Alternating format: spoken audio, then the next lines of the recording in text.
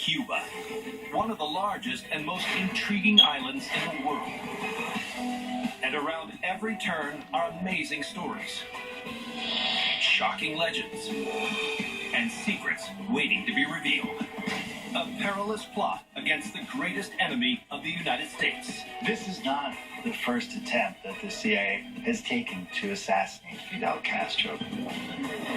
A hero's desperate flight to freedom. He's got to hope that he's going to live and survive, and that somehow he's going to make it to the United States.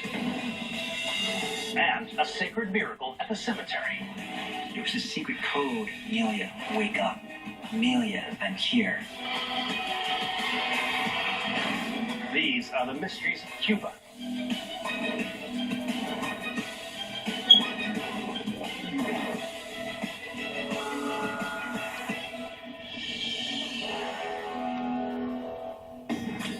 "90 miles off the coast of Florida, this Caribbean island is home to enchanting beaches, fertile valleys, and some of the most beautiful architecture on the planet. More than 5 decades of communist rule have preserved Cuba in a bygone era.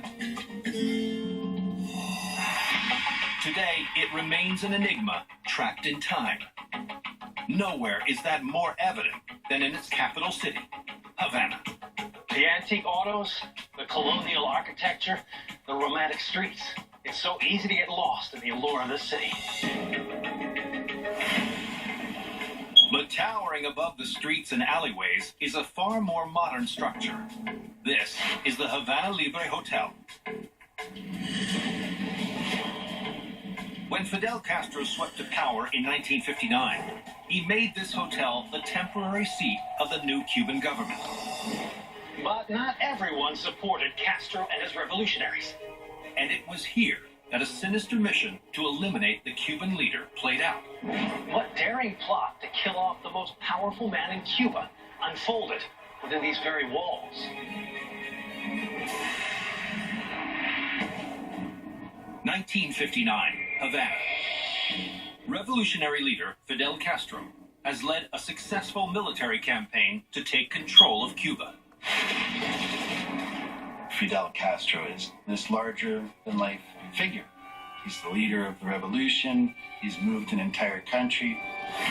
But Castro's communist ideas and links to Soviet Russia strike fear into the heart of Cuba's biggest neighbor, the United States.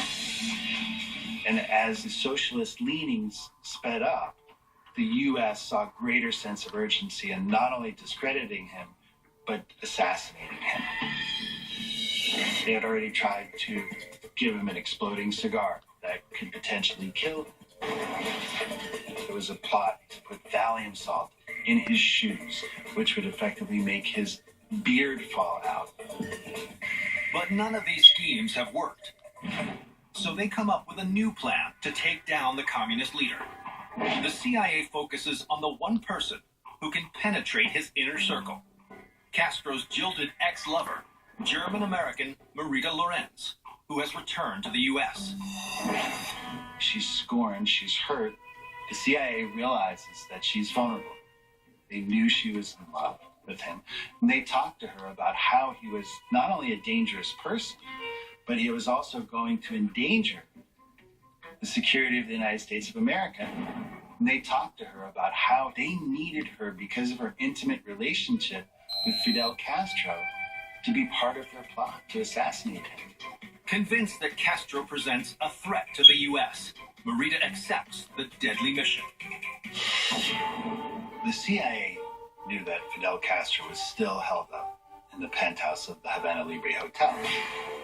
She's one of the few people on the planet that has access to Fidel, that can go to his penthouse room, and they concoct this plan to give Marita these poison pills that she's going to take to Havana, bring up to his penthouse apartment, dissolve in water, and kill him. She hides the pills in a vat of cold cream so she could get them through Cuban customs.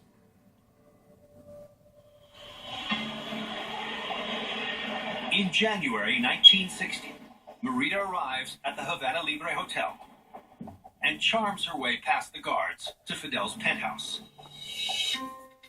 But the CIA has misjudged the would-be assassin. Face to face with him, she begins to have second thoughts.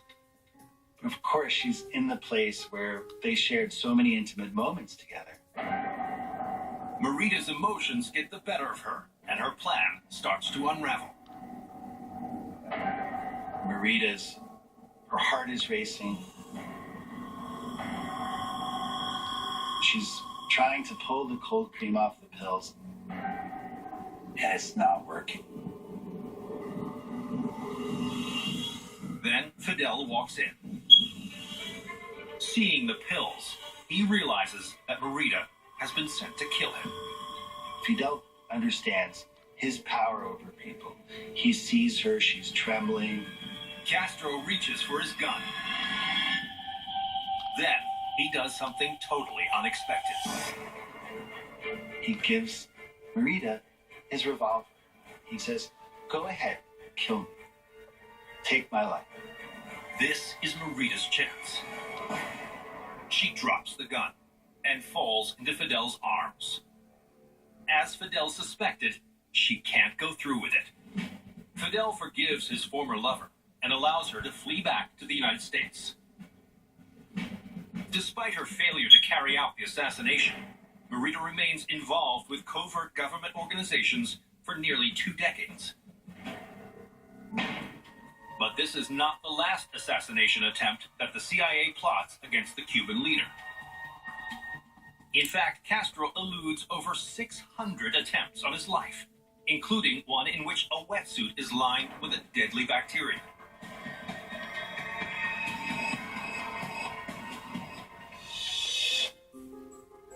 These efforts only work to embolden the dictator. He rules Cuba for nearly half a century before stepping down and handing the reins to his brother Raul in 2008. And today, the Havana Libre Hotel still stands as a monument to a time when a poisonous love affair almost changed history. Just 10 miles east of Havana is the beautiful village of San Francisco de Paula. Nestled among the quiet coves and rocky bays that line the coast is an idyllic 15-acre property. Finca La Vigía. Built in 1886, this striking property was the home and inspiration to one of the most enigmatic authors of the 20th century, Ernest Hemingway. For nearly 2 decades, the writer lived and worked here. Today, his beloved boat, his tower office, and even his original typewriter are preserved just as the famed author left them. But behind this writer's paradise is a darker tale Of espionage, treachery, and paranoia. 1961, Ketchum, Idaho. Just a year after leaving Cuba, the iconic American author Ernest Hemingway is found dead in his home. The cause of his demise? A shotgun wound to his head. The tragic event leaves the American public reeling. Once the news breaks about Hemingway's death, people are devastated. They can't believe that this man, larger than life itself, has now died. It appears that Hemingway took his own life. But one question remains. Why? In search of answers, Hemingway's friends and family looked to a series of bizarre events that took place in Ketchum in the months leading up to the writer's death. Before he died, Hemingway had told them he believed that in the previous year, he was being followed. He looks at his mail, he believes it's been tampered with. He picks up his phone, he believes that there are people listening to his conversations. He becomes somewhat paranoid. According to his friends and family, Hemingway's behavior had also become increasingly strange. He starts driving at night with his lights turned off. He asks to use other people's phones as not to have his phone conversations taped. His relatives had taken the desperate step of sending Hemingway to a mental institution for treatment.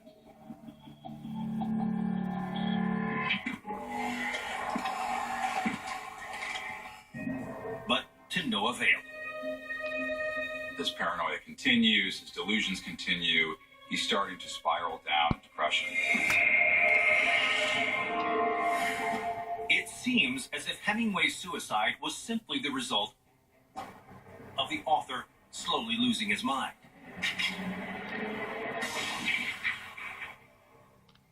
But not everyone buys this theory. In 1983, Jeffrey Myers, a literary scholar using the Freedom of Information Act, obtains an FBI report that reveals shocking new clues about the author's life and death. Clues that lead back to the mysterious land of Cuba.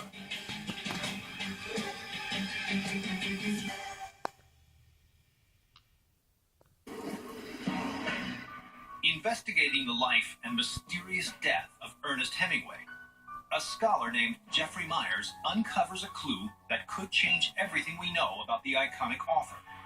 And it leads back to Hemingway's time on the island of Cuba. So what Myers discovers in this FBI report is really quite amazing. As it turns out, J. Edgar Hoover, the head of the FBI, had ordered that Hemingway be tracked. He was really concerned about his subversive politics, about his points of view, about his time in Cuba. In 1939, Hemingway had moved from the U.S. to Cuba and taken up residence in this stunning home. He really feels at home in Cuba. He found that his political views were welcome in Cuba and really accepted there. It's here that Hemingway pens some of his best works, such as The Old Man and the Sea, and For Whom the Bell Tolls. But his time in Cuba also saw the famed writer embark on a very different career, as a Russian spy. Hemingway's subversive politics were known to the Russians, and so he was shortly approached by the KGB. Hemingway was asked to collect valuable information on the U.S. government for the Russian Secret Service. They even give him a code name, Agent Argo. But when the FBI finds out about Hemingway's communist connections, they begin a surveillance operation, following him around, reading his mail, and even tapping his phone. As Hemingway's career flourished, so too did his file at the FBI. During this time, J. Edgar Hoover put together page after page of detail on Ernest Hemingway's every move. But according to the FBI reports, Hemingway ended up being a poor resource for the KGB. As it turns out, Hemingway was a very failed spy.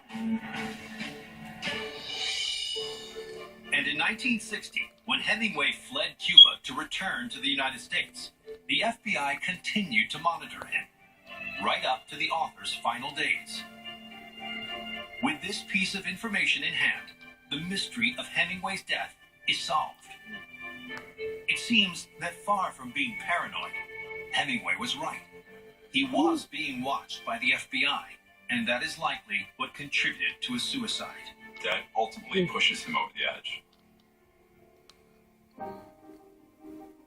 And today, visitors to Hemingway's house, Finca La Vigía, are reminded of a renowned American who also served as a KGB spy.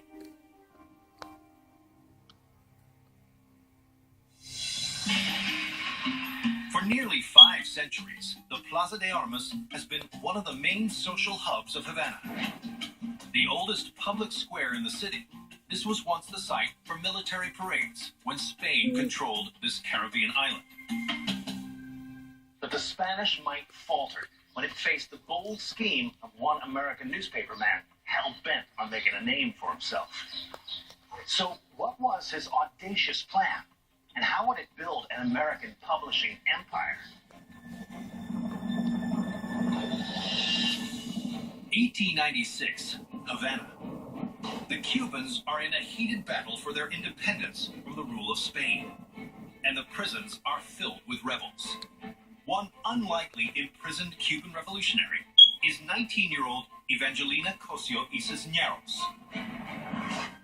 She's a young, petite girl, long hair, charismatic, and she comes from what seems an upper caliber family. whose father was a rebel, and she's a political prisoner. But one man thinks he has the power to save her. New York publisher William Randolph Hearst. Hearst has a plan to use Evangelina's story to get a leg up on his arch-rival, Joseph Pulitzer. There's a lot of machismo rivalry between Hearst and Pulitzer. They're trying to outdo each other constantly. Hearst thinks that his readers are really going to identify with her and lap this up, and it's going to sell papers. Hearst believes if he can bust her out of jail, he could make her a heroine to his readers. It's this crazy, out-of-control plan that Hearst is going to break Evangelina out of prison, like a real-life prison break. And the plucky publisher has just the man to execute his secret scheme. His best reporter, Carl Decker. So Carl's not your ordinary journalist. He's this swashbuckling guy who lives for adventure and danger and just loves a challenge. And Hearst knows he's the perfect guy for this mission. Under the cover of darkness, Decker will secret her out of prison and straight to a hiding place. Evangelina is supposed to stay in a safe house until a passenger ship bound for New York arrives at night so she can secretly get on. He begins by smuggling a box of candies laced with narcotics into Evangelina's cell.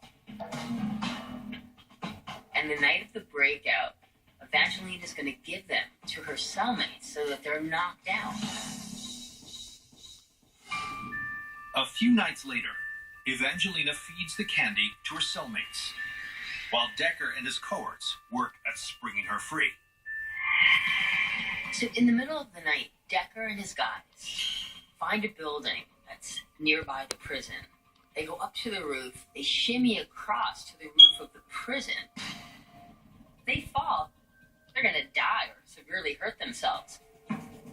Evading the guards, Decker makes his way to Evangelina's cell and gets to work using a file.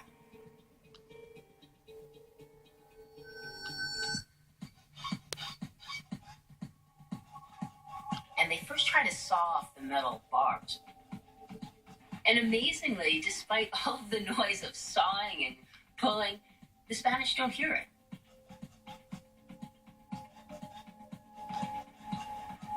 Decker bundles Evangelina out of the jail and straight to a safe house, where they wait for the ship to escape the island. But there's a problem.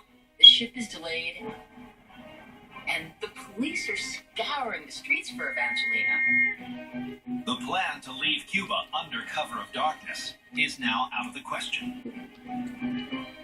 She is like the most wanted woman in all of Cuba. If they're caught, I mean, she could be killed. Will Decker and Evangelina make it out of Cuba alive?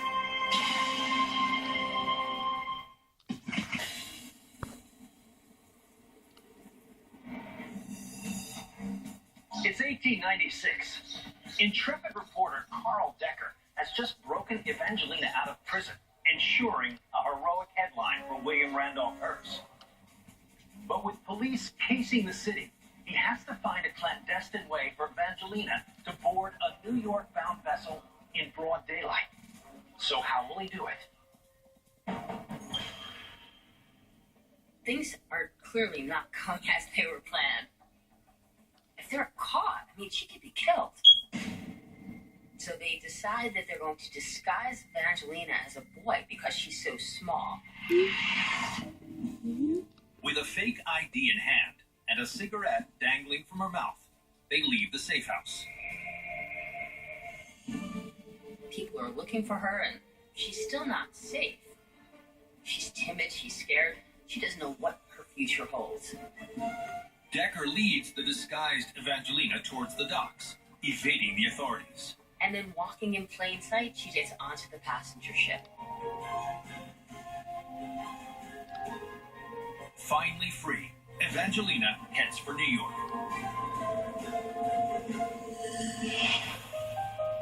Hearst wastes no time. He splashes across the headlines that Evangelina is safe and that his journalist had a hand in doing it. It's called called jailbreak journalism. 2 days later, on October 14th, Evangelina arrives in New York City to great fanfare. Hearst's journalism really pays off. All the sensational headlines are selling millions and millions of papers. The esteemed newspaper magnate also succeeds in the circulation battle, besting his arch rival. And today, the beautiful Spanish colonial architecture of Plaza de Armas stands as a reminder of a once formidable power and one tenacious tycoon's will to conquer the American publishing world.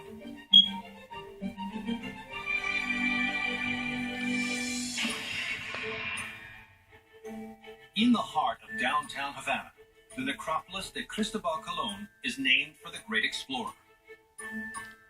Built in 1876, these 140 acres are known as Ciudad de los Muertos, City of the Dead, with these intricate monuments, elaborate entrance gate, and over 1 million grave sites. But one particular grave stands out from the rest. This tomb is the site of a century-old miracle that changed Cuba forever. What mystical event happened here, creating an everlasting legend? 1900, Havana, Cuba. An attractive girl named Amelia Goree falls deeply in love with a young man below her social class. So this is the story of two star-crossed lovers, Jose Vicente Adat, a man born on the wrong side of the tracks, and Amelia Goree, a beautiful young woman from high society. Amelia's family does not approve of the relationship. The poor and the rich are not supposed to mix, and Amelia's father has really strong feelings against Jose. So, to impress Amelia's parents, Jose goes off to fight in the Cuban War of Independence. When Jose comes back, he is a decorated war hero, and Amelia's family agrees to let the pair wed. Finally living happily ever after, but unforeseen events will happen that'll change not only their lives, but the fabric of Cuba itself. After the two lovers marry, Amelia announces she's pregnant. But in her 8th month, things take a turn for the worse. She develops hypertension. And Jose can't believe it, but within a few weeks, Amelia and the baby are gone. Jose has suddenly lost all that is precious to him. As tradition dictates, he buries his wife, carefully laying the child at her feet.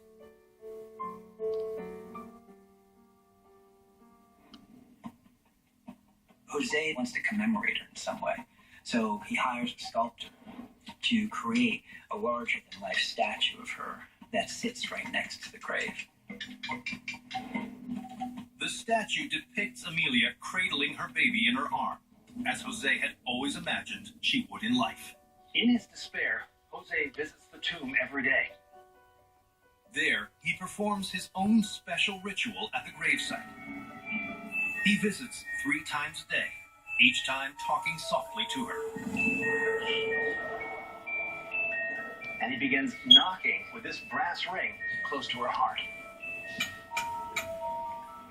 It was a secret code. Amelia, wake up. Amelia, I'm here. It was a reminder to her spirit that he was still watching over her. And he leaves each time, walking backwards, placing his hat over his heart, never taking his eyes off his beloved's grave. So this ritual goes on for almost 15 years, with Jose repeatedly coming to the gravesite, never misses a day. Jose's heart literally is about to give out, and so he becomes gravely ill. Knowing his time is short, Jose has one last request. He asks that the tomb be opened. He wants to be able to look upon the face of his beloved one more time. But when the tomb is open, what Jose discovers is so shocking, it will forever change his country.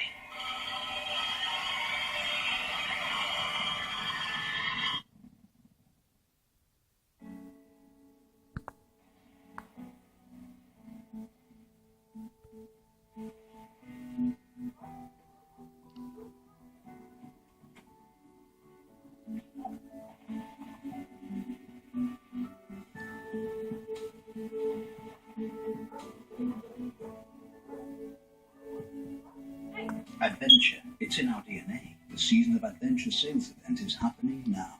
Land Rover, above and beyond. It's 1914. The broken-hearted widower, Jose Adolf, has spent years mourning the passing of his wife and child. Now, as he himself approaches death, he makes one final request: that the vault be opened to see his beloved one last time. But what Jose finds is something truly incredible. The baby that he had laid at the feet of his wife is somehow moved and is cradled now in Amelia's arms. It is a mirror image of the statue he had built for Amelia. When news of the bizarre discovery gets out, Amelia becomes known throughout Cuba as La Milagrosa, the Miracle Woman. And as the years go by, theories spring up to explain the strange occurrence. People believe that Amelia had this rare disease called encephalitis lethargica, which is this sleeping sickness where people go into death-like comas, but they're still very, very much alive. If she did have this illness, some wonder if she could have woken up and moved the baby herself. But other historians hypothesize that this mystical event was simply a hoax. People believe that someone had actually tampered with the grave. But perhaps the most appealing explanation is the one that Jose himself believed in. Jose dies believing that he's been given a sign that life exists beyond the grave, that love can really transcend tragedy. And this mystical story draws devotees near and far. People from all over begin visiting the grave and bringing with it their own petitions, their own seeking for miracles. And today, the pilgrimage to the tomb of La Milagrosa is a common thread for Cuban citizens of many backgrounds. The site stands as a symbol, reminding us that true love and devotion can transcend death itself. Havana is known for its epic Caribbean sunsets, classic 1950s cars, and one sport above all others: baseball.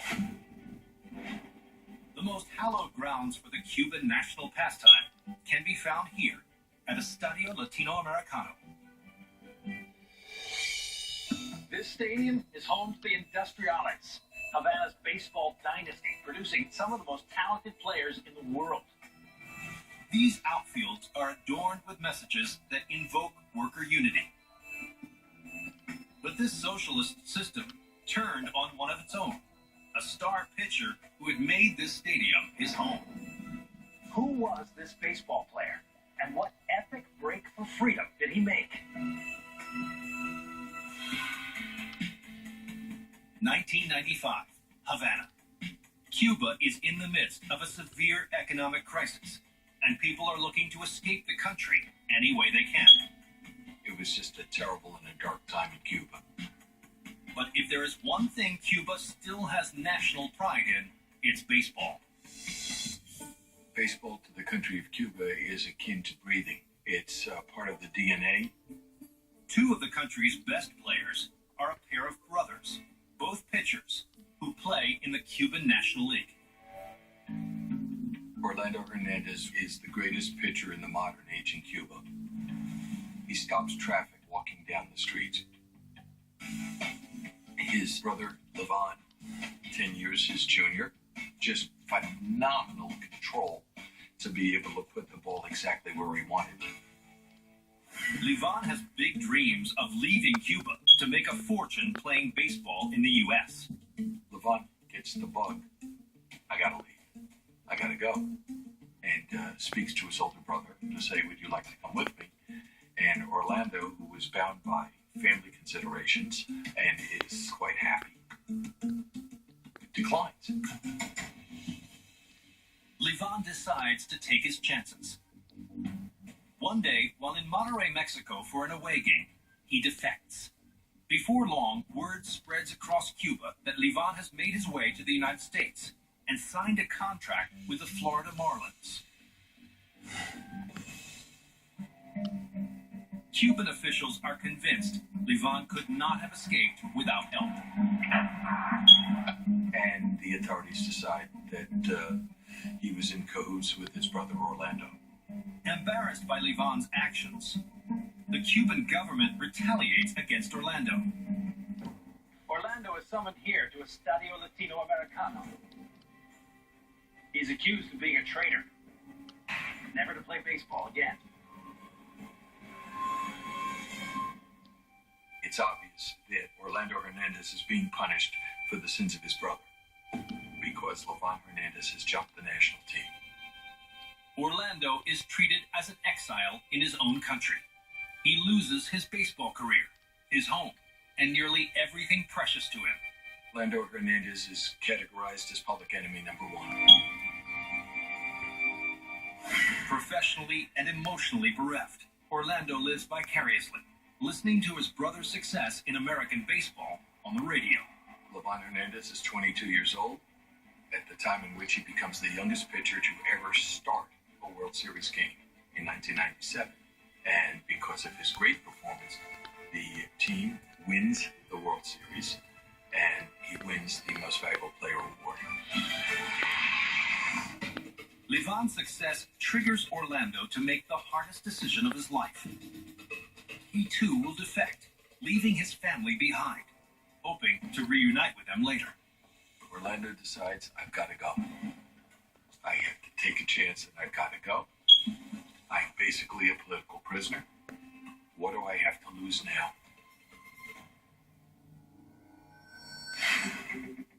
At the break of dawn, Orlando and a few others set sail on a dangerous mission, defecting from Cuba to the Bahamas, where they will catch a boat to the U.S.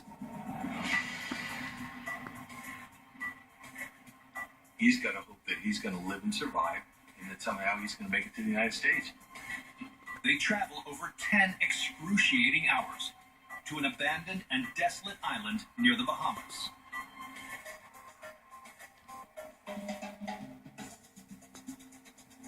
They are on this island, anticipating that another boat is going to pick them up. The other boat doesn't show up. Orlando and the gang wait, but no rescue boat arrives. The stark reality hits him. The boat may never come. Will Orlando and his group ever make it to safety? And now,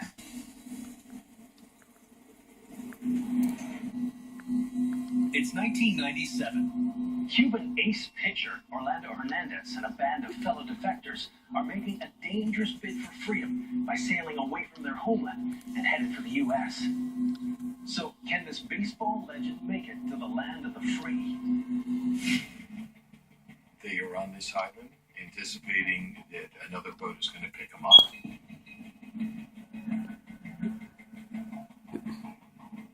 And one day becomes 2, and 2 days become 3. 3 days become 4. Now they're in a situation where they're starting to think, we've come here to die.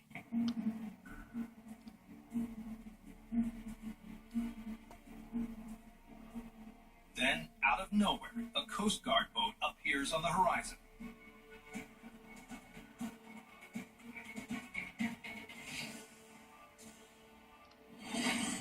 Miraculously, the U.S. Coast Guard boat appears to pick them up. But the Bahamian government wants to return the group to Cuba,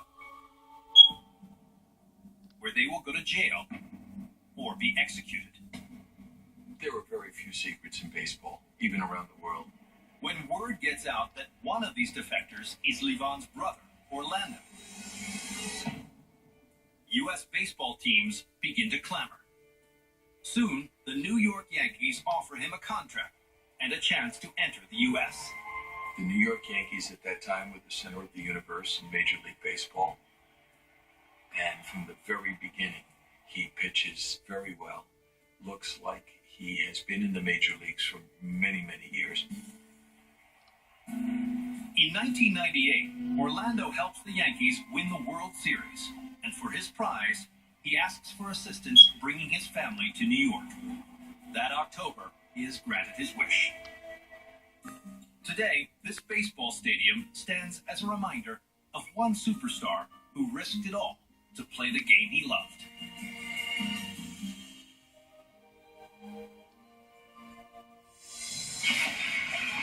The verdant fields of Cuba are planted with three major agricultural crops: coffee, exotic fruits, and tobacco.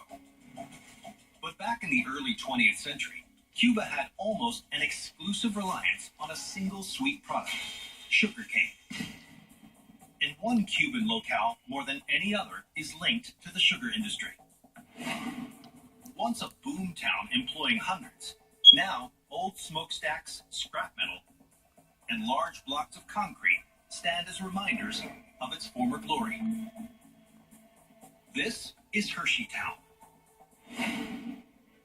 Named for the American chocolatier Milton Hershey, the story behind this abandoned factory town is one of imagination, innovation, and forgotten dreams.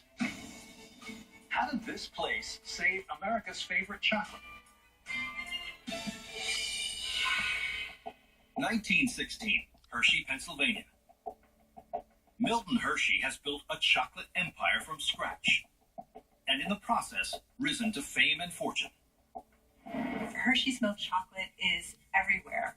You can find it at newsstands, the grocery stores, in vending machines. Everywhere you look, there are Hershey's milk chocolate bars. But the Great War throws the world into chaos. The fighting destroys agriculture, decimating sugar production across Europe.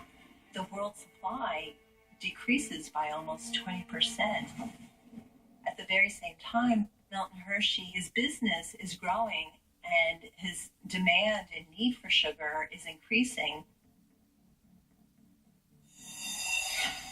If Hershey's sugar supplies run out, his precious milk chocolate cannot be produced, which could leave him on the brink of disaster. So he looks to the tropical climate of Cuba, hoping to find abundant sugarcane fields he can claim as his own. Milton Hershey goes up the coast and comes up to a plateau. The sugarcane fields are plentiful. There's a great source for water, and he decides that this will make a perfect location to build his new sugar mill. Hershey has found the cane fields that can save his business. But now he faces a new problem. It's in the middle of nowhere. There's no good transportation. He's going to have to figure out a way to get his sugar to the ports to be able to be shipped out. Hershey must devise a way to transport millions of pounds of sugar through the forbidding Cuban wilderness.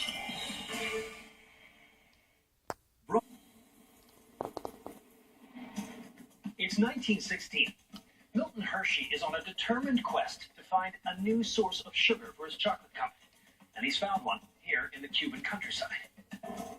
But with no infrastructure, Hershey has to figure out how to get workers to and from his factory, and how to transport the sugar to the ports. So, can this captain of the chocolate industry find the recipe for sweet success in this foreign land? He's going to have to invest significant resources into the islands to make this whole scheme of his successful. So, in April 1916, sparing no expense, Hershey gets to work on a state-of-the-art project, the likes of which Cuba has never seen before. He builds the country's first and only high-speed rail line. This 53-mile technological marvel is even served by its own power plant. In time, Hershey's sugar refinery is built and, complete with its own railroad, works flawlessly. The railroad enables the country to open up a part of the country that had been inaccessible to future development. And at the head of the line, he founds a unique town that is another first for Cuba. The town that he builds for his sugar mill is a model town. He builds well-built housing for his workers. This town features broad sidewalks, many recreational amenities such as ball fields and tennis courts. Within a few years, Central Hershey is an engineering marvel. This major transport center can haul millions of pounds of sugar per year. Eventually, the chocolate town swells to 1,000 inhabitants, and the Cubans are impressed by Hershey's generosity.